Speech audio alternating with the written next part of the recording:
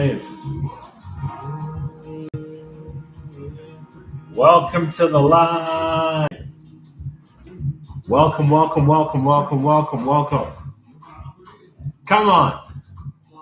Happy Monday, fun day to you wherever you may be. Come on in. Come on in. Come on in. Welcome to the live. Welcome to the live. Come on. Welcome in. Welcome to the live.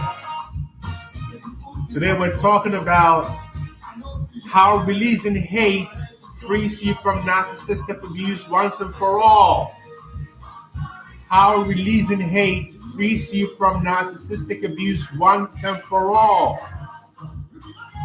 How releasing your hate frees you from narcissistic abuse. Come on in. Are you ready for this? Hi. Welcome in. Hi, Wingsley. Come on in. Today we're talking about hate and how releasing your hate. Nobody likes to talk about this, but how releasing your hate frees you once and for all from narcissistic abuse. Let's begin. Let me begin. You see, there's a final secret about narcissistic abuse that most people don't reach. Greta, welcome. Everybody, welcome. You see, and let me tell you about this final place, that you may leave the narcissist, you may study narcissism for years, you may even understand gaslighting, projection, triangulation, trauma bonding. You may understand all these things. You may understand flying monkeys. You may understand every word in the contemporary language of narcissistic abuse. And yet, somewhere inside you, the narcissist is still alive. And the narcissist is still alive, not just physically, not just relationally, not just psychologically, not just neurologically, right? They are alive spiritually. The narcissist is present as an argument inside your mind. The narcissist is still present as the need to believe. The narcissist is still present in you as the fantasy for closure or eventual vindication. And the narcissist may still be present in you as disappointment, as resentment, as shame.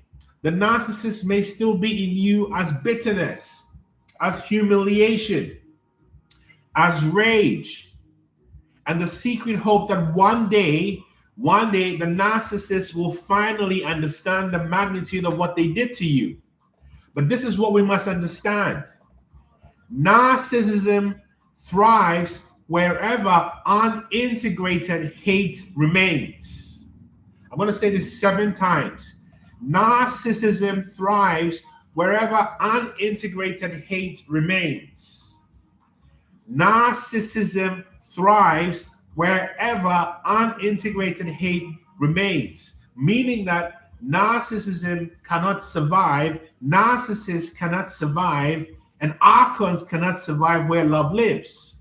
Now, I did not say you caused the abuse. I did not say your hatred attracted the narcissist. I didn't even say that you, the victim, is spiritually responsible for the predator.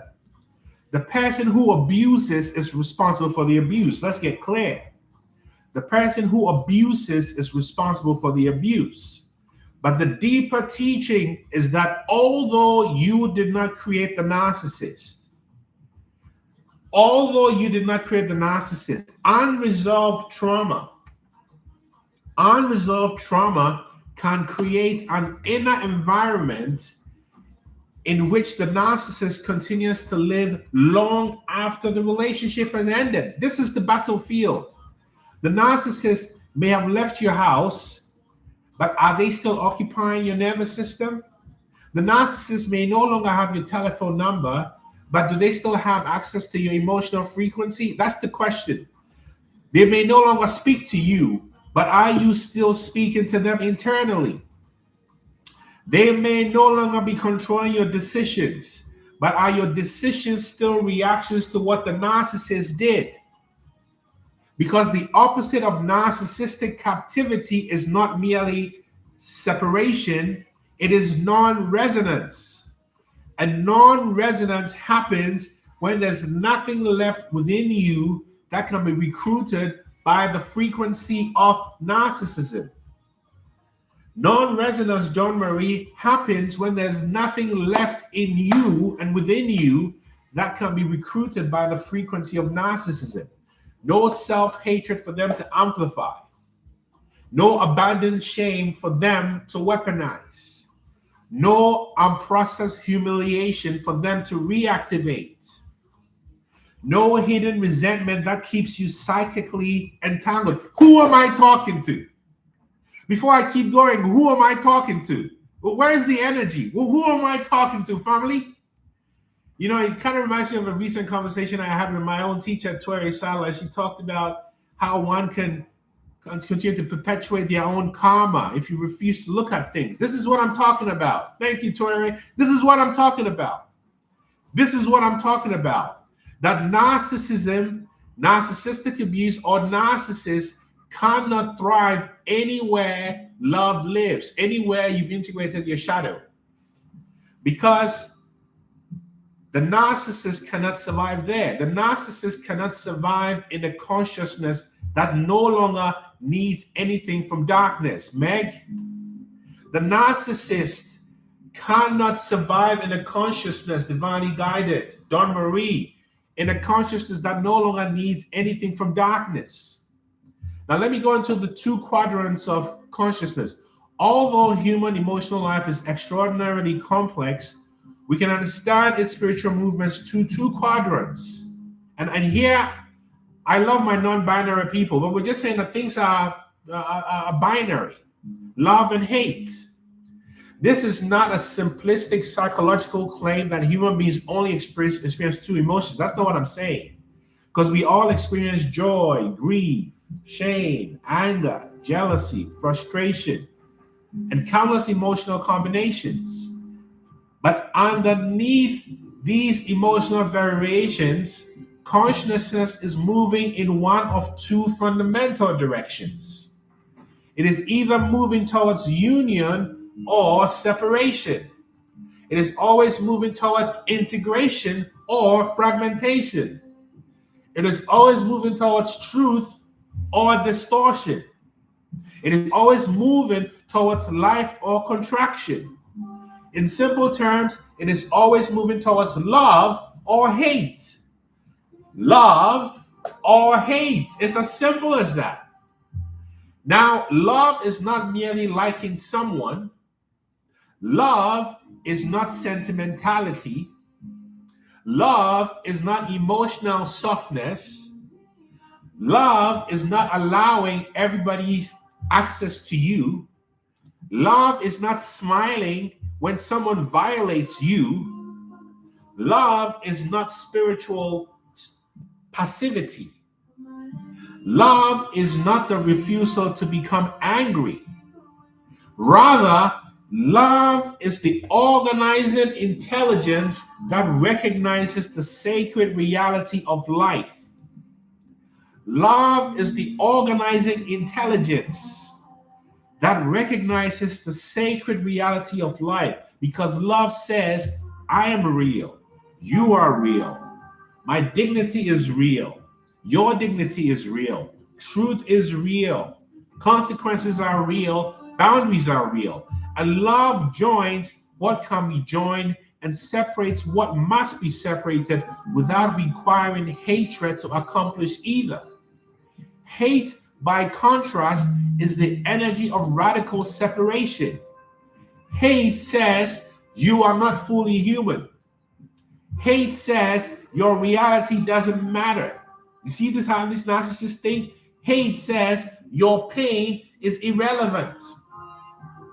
Hate says your existence is only valuable in relation to my needs. This is why narcissism belongs in the hate quadrant, because all narcissists are haters, and all narcissists live in hate, and all narcissists are the living embodiment of hate.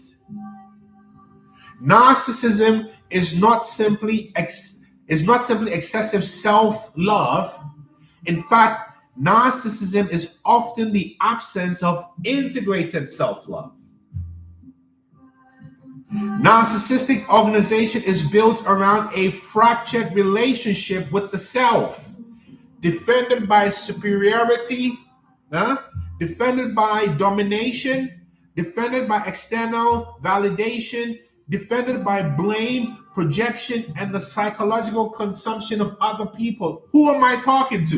Am I connecting with you? If I'm talking to you, type transform in the comment section. I want to know I'm talking to you. I'm not feeling the energy. Who am I talking to?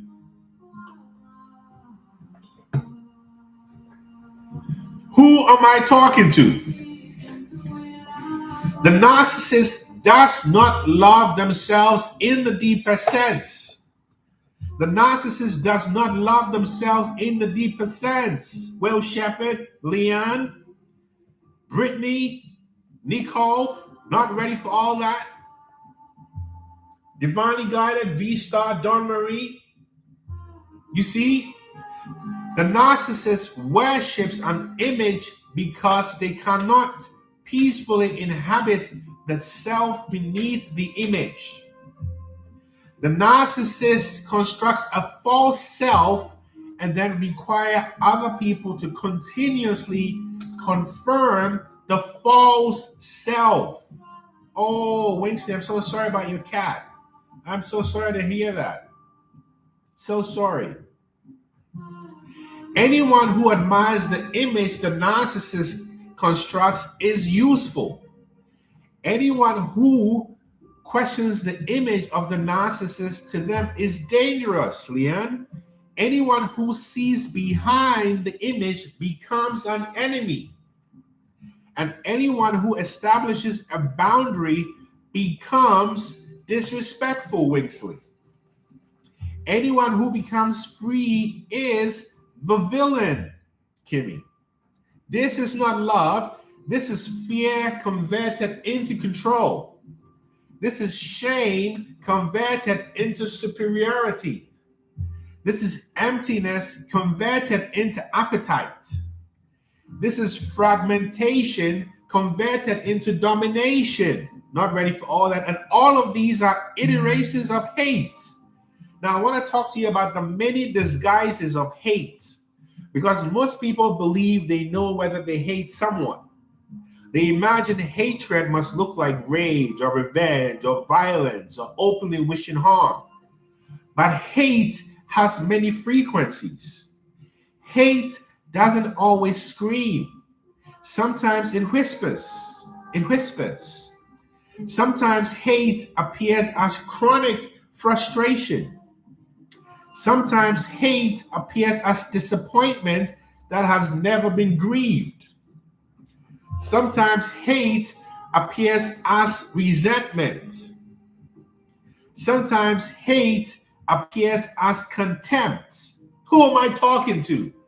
Sometimes hate appears as the need to prove you were right. Sometimes hate appears as compulsive judgment. Who am I talking to? Sometimes hate appears as superiority. Sometimes hate appears as humiliation replayed repeatedly in the imagination. Kimmy, who am I talking to, Pesha? Sometimes hate appears as the secret desire for the narcissist to fail. Sometimes hate appears as the fantasy that the narcissist will lose everything and finally understand what it felt like to lose you. Come on. Who am I talking to? You see, hate does not only point outward. One of the most powerful forms of hate is self-hate. Self-hate can look like perfectionism. Self-hate can look like overworking. Self-hate can look like never resting. Self-hate can look like choosing people who cannot love you and then blaming yourself for their incapacity. Self-hate can look like apologizing for your needs. Self-hate can look like remaining silent when you are being disrespected. Self-hate can look like treating your body as an obstacle rather than a sacred instrument. Self-hate can look like abandoning yourself before anyone has the opportunity to abandon you. Am I talking to you? Who am I talking to? Self-hate can include believing that suffering makes you worthy. Self-hate can look like continuously trying to prove your innocence to people who are committed to your guilt. Self-hate can look like trying to make yourself understood by people who are committed to understanding you. But many empaths do not consciously hate themselves. Many empaths do not consciously hate themselves, but they may live according to systems built on self-rejection. Many empaths may think that living according to a system based on self-rejection is patience, is loyalty, is compassion, is forgiveness, or being the bigger person. But underneath that is an ancient instruction. And that ancient instruction is other people's feelings matter more than mine.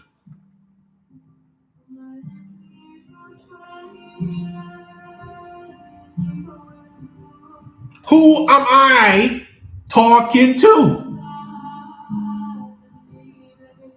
My role is to absorb other people's pain. I must understand everyone, even if no one understands me. If I become sufficiently loving, then the person harming me will change. Or I am responsible for maintaining peace, even if peace requires my disappearance. I know this part too well. That is not love. Dawn Marie, that is self-abandonment wearing a sacred cloth. And the narcissist thrives there. By the way, if you want to learn how to overcome your narcissist for good, sign up for my Escaping Narcissistic Abuse Masterclass today. The masterclass is from August 7th to August 9th. You can find details at innermileage.com. Now, let me tell you how the narcissist finds your unhealed wound. You see, the narcissist does not need supernatural powers to locate your wound. The narcissist does not need supernatural powers to locate your wound. Your nervous system reveals your wounds. Your behavior reveals your wounds. Your boundaries reveals, or your lack of boundaries reveals your wounds. Your reactions reveals your wounds. And the narcissist notices that withdrawal from you makes you chase them. They notice that when they get silent, you over-explain. They notice that when they accuse you, you defend yourself. They notice that when you're emotionally unpredictable, it makes you work harder for the relationship. They notice that occasional affection causes you to overlook their consistent cruelty. Are you with me? They notice that you remain available long after respect has disappeared. Why? They notice that you interpret endurance as spiritual strength. And they recognize consciously or unconsciously that there is already a structure inside you that is recruitable. And that's because I know for a fact you grew up with conditional love.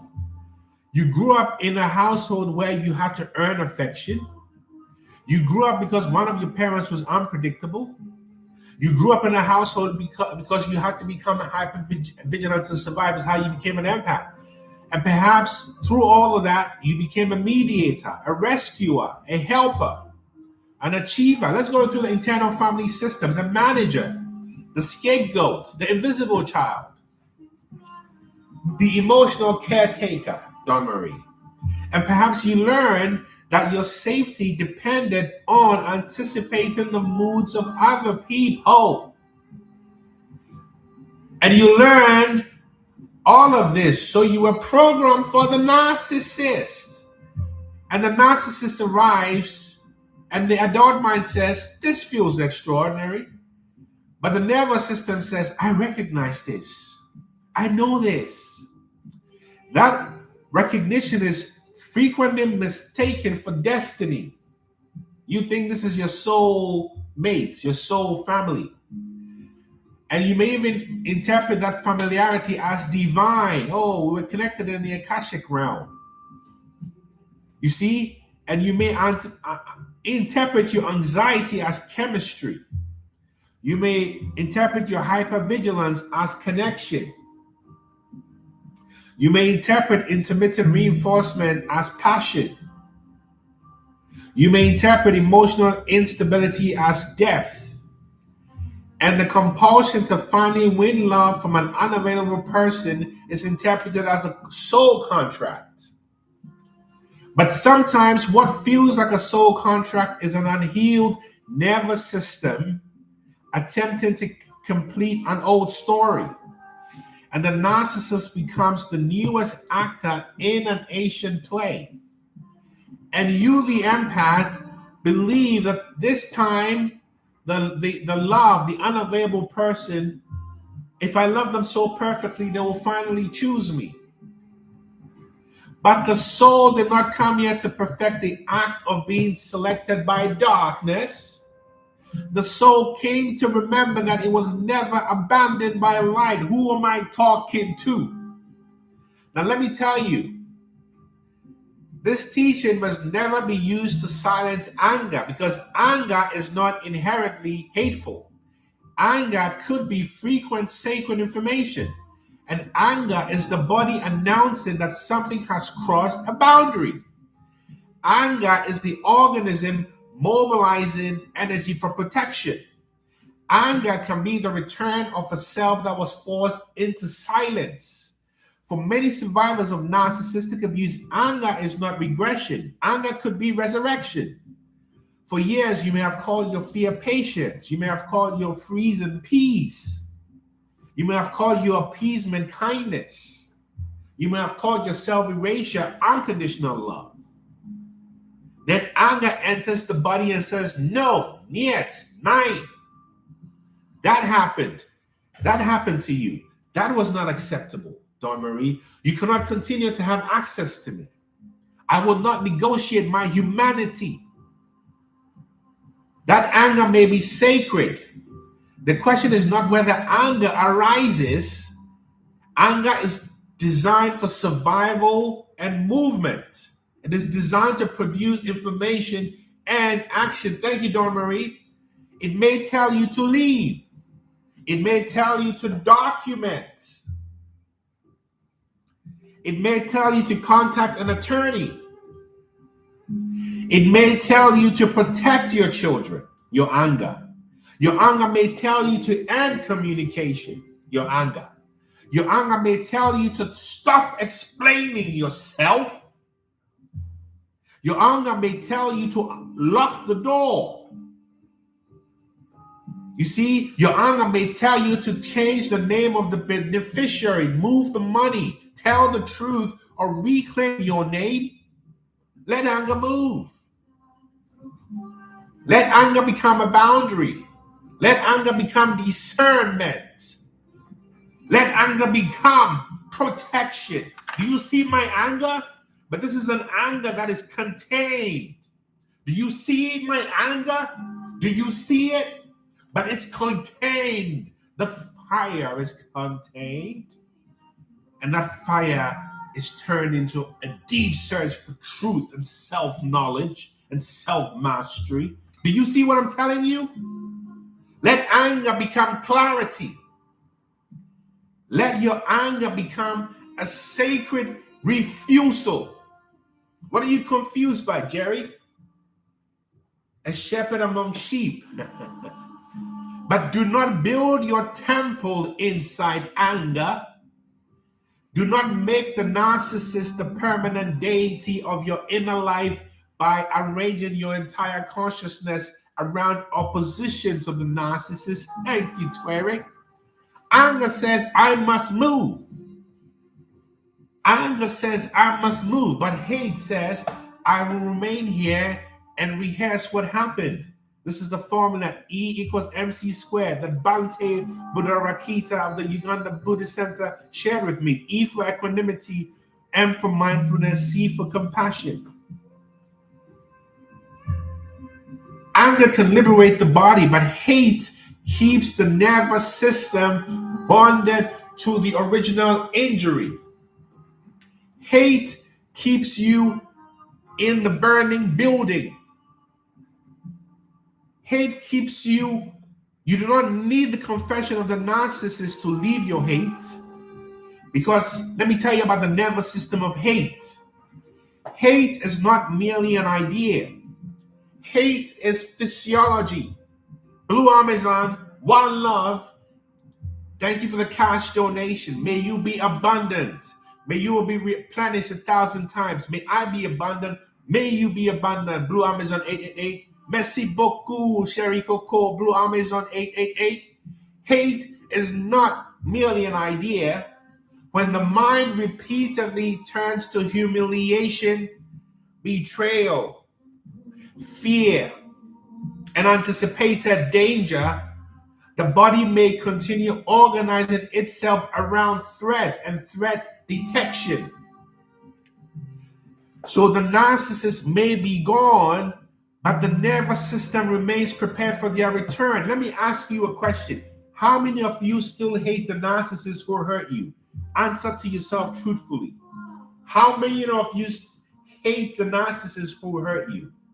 And let me give you a confession. I love every narcissist who came into my life.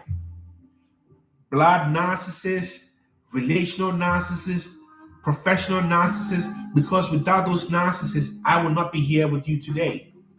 The narcissist gave me my destiny. So you remember, the narcissist may be gone, but the nervous system remains prepared for their return. So your shoulders remain lifted. Your jaws are contracted.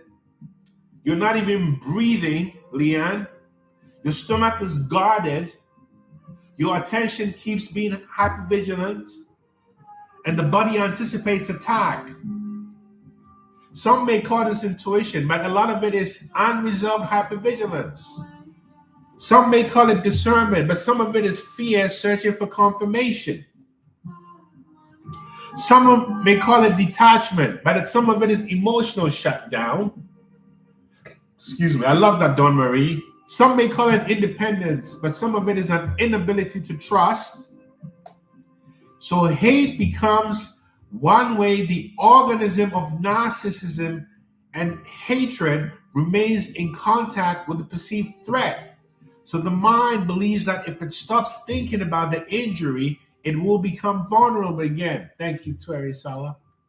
It believes resentment is protection. It believes vigilance is wisdom. It believes forgiveness means forgetting. It believes peace means dropping its defenses in front of the predator. But true release does not erase discernment. True release perfects discernment. The vagus nerve is everything, Leanne. And when hate leaves, your wisdom remains. When fear leaves, intelligence remains. When the trauma bond dissolves, the lesson does not disappear. You understand? So you get a valor with the Buddha, wisdom and compassion. You no longer need to think about the narcissist every day. When the trauma bond dissolves, the lesson does not disappear. I know, Dawn Marie, I've been there. So guarded.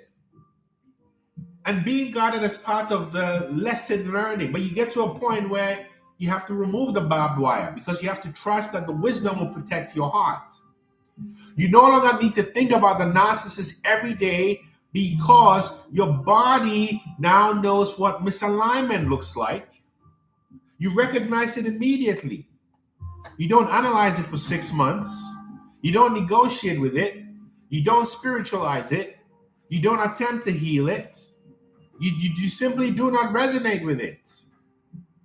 That is the divine code entering the nervous system. Now, every major spiritual tradition has wrestled with the transformation of hatred because the sages understood that what we repeatedly hold in consciousness eventually becomes the architecture through which we experience reality.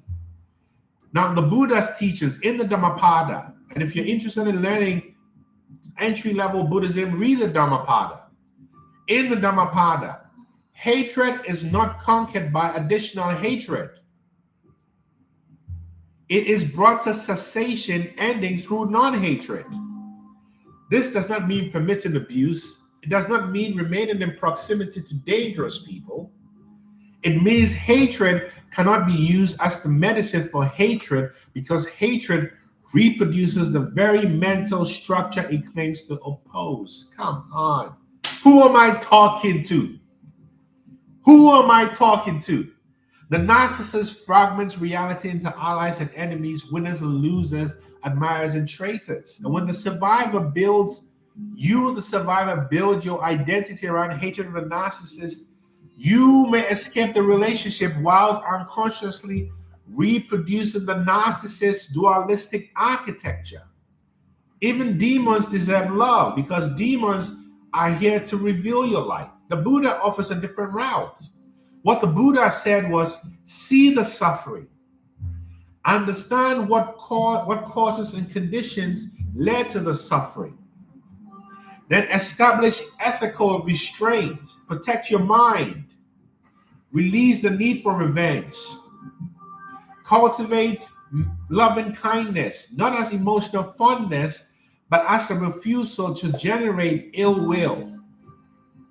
Cultivating kindness does not mean returning to the narcissist, because when you cultivate kindness, you close the door. When you cultivate kindness, you can be in no contact. You can cultivate kindness and there will be legal consequences. And cultivating love and kindness can say, may you awaken, but you will not awaken through constant access to me. The demons are here to reveal your light, Mara. That's exactly it is, Mara. Israel.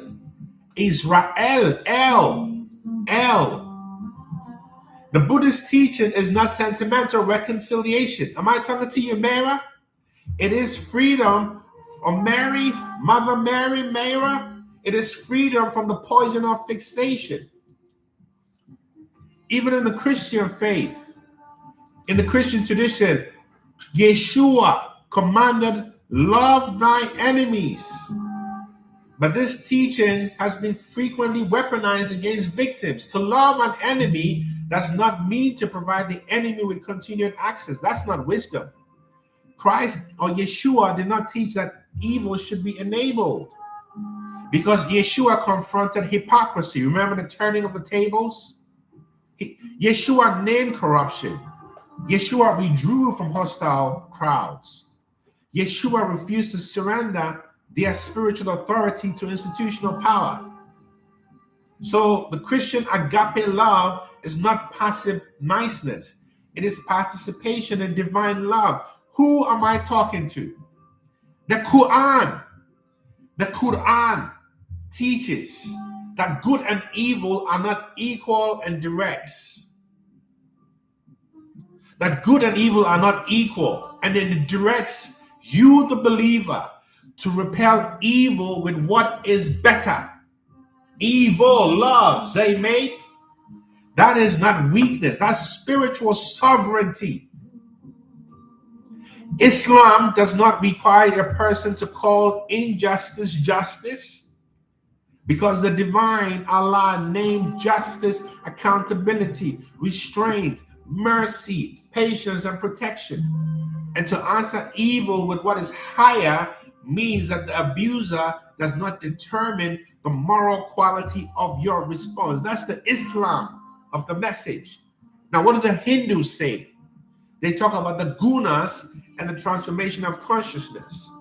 So in Hindu philosophy, Consciousness and behavior are often understood through the gunas of tamas, rajas, and sattvas. Tamas is inertia, heaviness, density. Rajas is when you are in the ego, activated, craving, passion. But when you are in sattva, hence sattvic food, you have clarity, harmony, luminosity. And narcissistic abuse traps you in tamas and rajas, in density and inertia. And it appears as paralysis, depression, resignation. But liberation does not happen in a mind that is frozen or agitated. You see, even in Yoruba wisdom, the Ori is more than your physical head. It is associated with your inner head, your destiny. And the word Ashe is the power through which intention, speech, action, and spiritual authority become effective in the world. May we overcome all the narcissists in the world. Ashe, Ashe. May we be overcoming of the evil within us. Ashe, Ashe. May we release the hatred within us. Ashe. Who am I talking to? Who am I talking? Am I talking to myself? Where are you? Narcissistic abuse attempts to disorganize your head, your Ori. Oh, love, I love this. We're on the same page. You are real earth angels. Brittany, Isabel, Courtney, Pesha, Kopana, Brittany, Linda Ponda, Leon. My nervous system is my altar. Zymine, love. You see? May we all be free from our inner hatred so we become radiant figures of life and light. You see? Even in the Dogon from Benin, the cosmological tradition of the Dogon is usually interpreted through primordial order of sacrifice and the restoration of balance. When the sacred order is violated, the answer is not to pretend that disorder is harmony. The disorder must be recognized, named, and ritually reintegrated. It's said in every other spiritual tradition. I could go on and on and on. So if you want to be free from narcissistic abuse, you must be free from the war inside you. The narcissist does not need your love to remain connected to you. The narcissist only needs your hatred. This is why hatred is not the opposite of the trauma bond. Indifference is closer to the end of the trauma bond. Not dissociation, not numbness, but sacred neutrality. Because when you hate the narcissist compulsively, your consciousness is still organized around them. They remain central. They remain psychologically important. They remain the imagined audience for your healing. You become successful so they regret losing you. Come on. You become attractive so they will see your value. Come on. You find a new relationship so they will become jealous. What are you doing? You become spiritual so they will recognize what they fail to appreciate. Stop it. That's still captivity. That is still captivity. And your life remains a message addressed to the narcissist. But freedom begins when your life is no longer a correspondence to the narcissist. You are not healing to prove anything. You are not ascending so they can witness it. You are not becoming abundant so they can suffer. You are returning to yourself because you belong to who? Yourself. You are returning to yourself because you belong to yourself. So they may still exist, they may still lie, they may still perform, they may still project, but there's no energetic socket inside you in which their hate can plug into. The circuit is gone. So how do you face your hate? Radical honesty. Stop saying you're forgiven when your body is still at war. Stop calling yourself detached when you check their pages. Stop calling it intuition when you're still monitoring their life. Stop calling it justice when you're fantasizing about their karma, their distraction. You see, tell yourself the truth. I hate what happened. I hate how I was treated. I hate that I lost time. I hate that I lost years. I hate that I lost money. Then ask yourself, what is your hate protecting? And if you want to overcome your hate, enroll in my upcoming Escaping Narcissistic Abuse Masterclass today at innermileage.com. And this masterclass will be live online from August 7th through Lionsgate, August 8th through August 9th. You see? So check it out. So this is what happens when you refuse to let hate take over. Then your divine code becomes clearer, when you have love with discernment. You have compassion with boundaries. It's okay at the biggest. As they say in West Africa, observers are worried. Live your life. Give them something to watch. But don't do it because of them. Just live your life, and also be smart and be private too. You see, when you forgive and you release your hate, you no longer emit the frequency of someone waiting to be selected. You no longer emit the frequency of someone hoping to be rescued. You no longer emit the frequency of someone negotiating for love. You see, this is the whole kill. So the final no resonance is recognizing that permanent freedom from narcissistic abuse does not mean that you will never encounter another narcissistic person. It means that narcissistic dynamics can no longer establish residence inside you. You see, you may meet emotionally narcissistic people, but you will not make it a spiritual assignment. You will see it, you will understand it, and you will keep moving. Or as we like to say, you will keep it moving. The narcissist cannot hook what is no longer wounded in the same place. The narcissist can no longer gaslight the person who trusts their perception. The narcissist cannot manipulate someone who does not need their approval. The narcissist cannot starve a person who has become their own source of nourishment. Be, do, know, attract. Exactly. So this is what it is. And it all ends when your nervous system is no longer organized around the narcissist.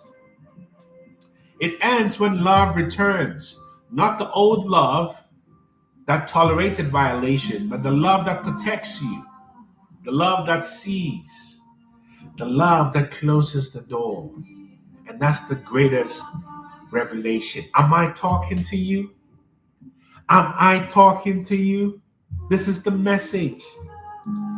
Am I talking to you?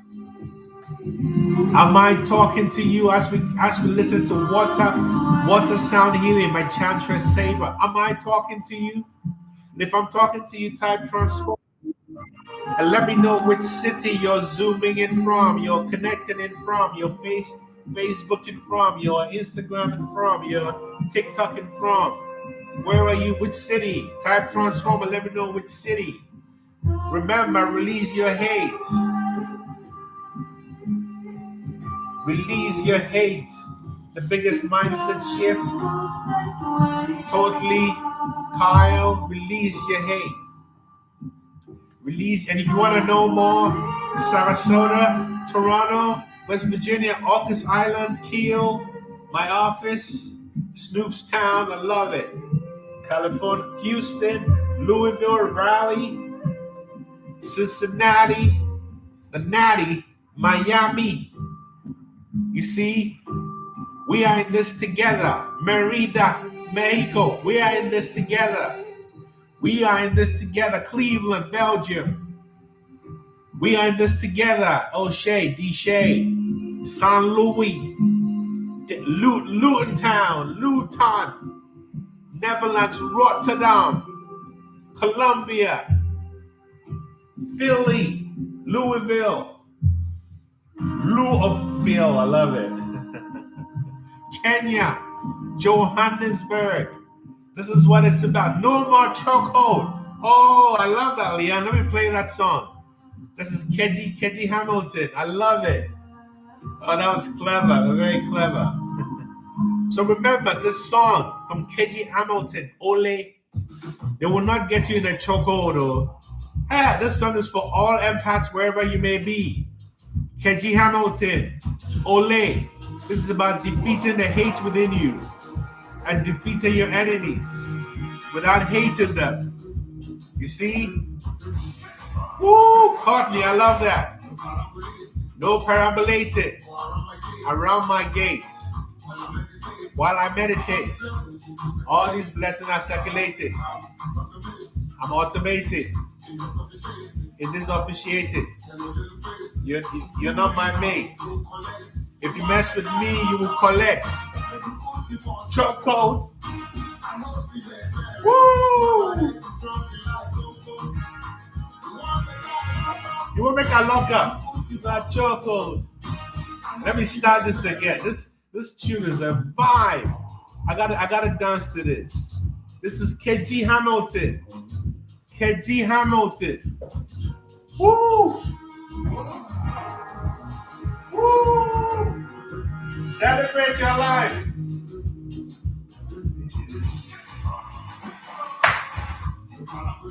No.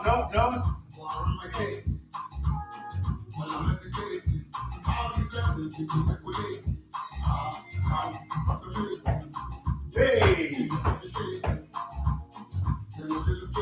Hey. Papa. Woo!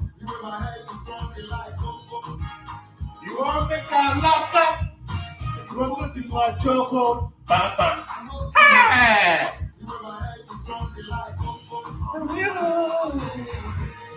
What? Come on. You cannot be defeated. You cannot be defeated. You cannot be defeated when you overcome your hate. You cannot be defeated when you overcome the hate within. Who am I talking to?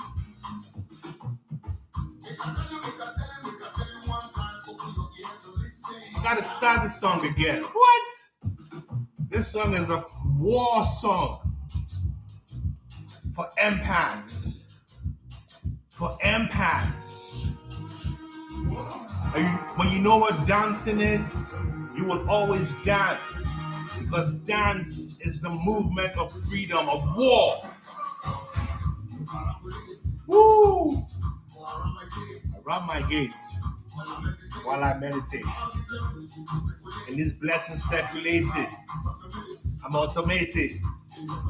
It is officiated. Hey! You want to make a lock up? Chokehold. Woo! It can't lock you up. You want to make a lock up? You want to put me for a chokehold? Bam, bam. Woo! Give thanks to the Almighty Pachamama. Thank you. Thank you. Thank you. You better put out that war cry, Greta. I am enough. I am enough. I am enough. Woo! I am enough. As my brother Born I will say, I am enough. You are enough. I am enough. The song is called Ole, O-L-E, and the artist is Keji Hamilton. Come on.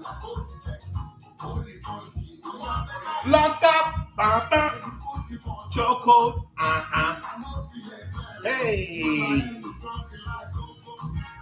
You want to make a lock up? For a chokehold, Inner authority, you got it. I am enough. Kilimanjaro. One love, Tanzania, Kilimanjaro. I love it. I am enough. Everybody say it with me. I am enough. I am well endowed. Okay, Mara, let's go with that. I am enough. I am enough. I am enough.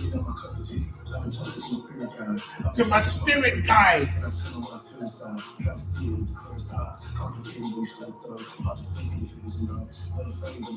That's the man, born eye. Remember, there's no one like you. There's no one like you. There's no one like you. He's talking about stimulating your pineal gland. That's the artist born eye. That's what we talk about here. Everything we talk about is about reaching your pineal gland. You heard? Yeah, your literal, your figurative pineal gland. Even if it's calcified. You get me? So that's what it's about. Thank you so much. Check out my Escaping Narcissistic Abuse course at innermileage.com. One love, yes? One love. Sign up for the course. Tell somebody to tell somebody to tell somebody. Overcome your hate. One love. See you again on Wednesday, yes? One love, one love, one love, one love, one love. What? Put in work, man. It's not just gonna